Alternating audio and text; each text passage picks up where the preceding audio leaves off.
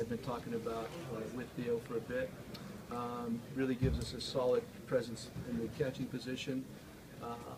This is a guy that has caught a lot of games. We're a little bit concerned about that. We want to try to be able to dole out the work as we move forward as well. But for right now, it's a tremendous new addition. It's a great first step building into this winter. So we're really, really excited. I don't really know him personally. Played against him in interleague play. Very prodigious offensive player. Although his catching skills are very first rate too. So we're really excited about it. Really excited. Joe, what can you say about the Leicester sweepstakes, and what role have you played? Have you spoken? I hope we win it. My role has been I spoke to him on the phone once. I've never spoken to John before that. Adversarially with the Rays and the Red Sox for many years. Always admired his work from a distance. This is a guy that, when the game was really big, he was always at his best. To possibly get this opportunity to work with him for the first time is very exciting. So I honest to God don't know where this is at right now. I did talk to him before, I think it was before Thanksgiving actually. We had a great conversation again because I never really spoke with him before, but it'd be a great boon to us to be able to pull this off. How hard is it to go up against maybe the familiarity and comfort that John might feel still for Boston, and how different does it feel for you to be in a position where you're with a team chasing a big-name free agent that you might not have afforded before? Well, of course. I mean, having been with the Red Sox his whole career and all the wonderful success he's had there, you would think it would be a difficult situation. Again, I can't speak for that personally. You know, like I said, as an opponent, this guy was always at his best when it really seemed to matter the most. And the thing I've always garnered from watching him pitch also, normally got better game in progress. If you're going to get this guy, he's one of those typically really great pitchers. You want to get to him early because if you permitted him to settle in, he's definitely going to be there in the 7th or possibly the 8th inning. Competitively, he's come through some physical situations also, but again, can't have any more respect for a Major League Baseball player than we do for him right now. And again, like I said, for us to be able to pull this off would be pretty outstanding. Can you tell us more about the phone call? What did he ask you?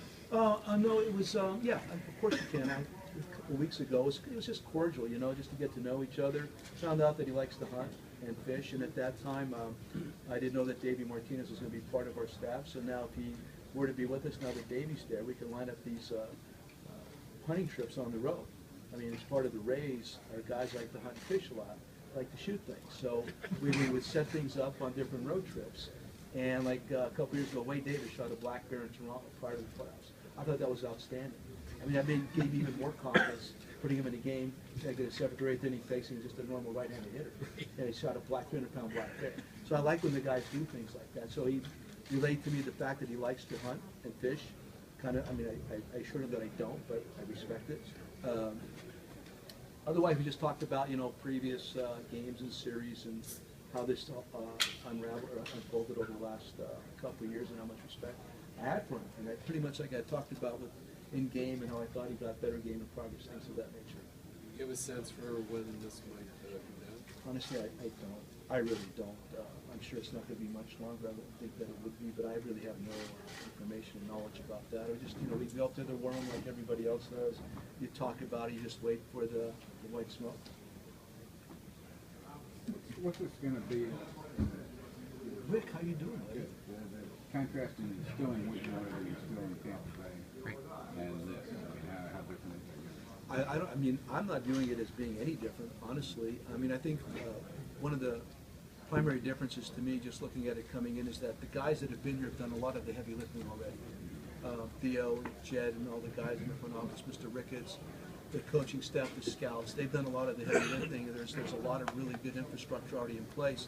So from that perspective, it's different than when we first walked into Tampa Bay. But when it comes down to actual implementation of what your philosophies are, it shouldn't be any different regardless of where you're working at. So for me, I've already talked to the coaching staff. We're going to get together to try to formulate a good spring training plan. But when I talk to the group, when I talk to the coaches, when I talk to anybody, the message is going to be pretty much the same. I mean, for me, the biggest thing is to keep things simple always. And I want a simple, clear message to the players. I think if you carry simple and clean message to the guys, you have a pretty good chance of getting something back positive in return. So that's all I'm looking for. I'm not, again, believe me, you know, you look at the Rays in the past from a distance, and everybody assumed complicated or complex or groundbreaking, whatever. We were like really simple, and I really would hope to bring the same kind of concepts to the Cubs, and I mean that sincerely. So, you know, when it comes to base running, first and third, and go to first and third, pitcher's defense, hitting your cup, and all this, everybody talks about the same things, but how do you get it done more consistently among your group? That's the key, and that's what the focus is going to be on. Can you sort of distill that message for us? Something less than War and Peace signs? Yeah, I do tend to go War and Peace signs. Is that what you're saying? No, I'm not saying Yes, you did. Still asking very- No, okay, honestly, okay, before it even gets to that, before it ever gets to that, it's all about me building relationships with you, and then you trusting me, and then we can have an exchange of ideas. That's it. So to distill, to bring it right down to the bare bones, those are the three things I want to have happen first before any of this other stuff ever makes sense to anybody. Because everybody's going to talk about, any manager is going to talk about spring training and getting the same things done. Everybody's going to say they want to go to the World Series. Everybody's going to say the same stuff. But what's the process and how to get there? For me, the first three steps are relationship building, development of trust. And then at that point there, now, we could honestly exchange ideas without any pushback or that, what is he talking about? So that's my main objective when I walk in the door.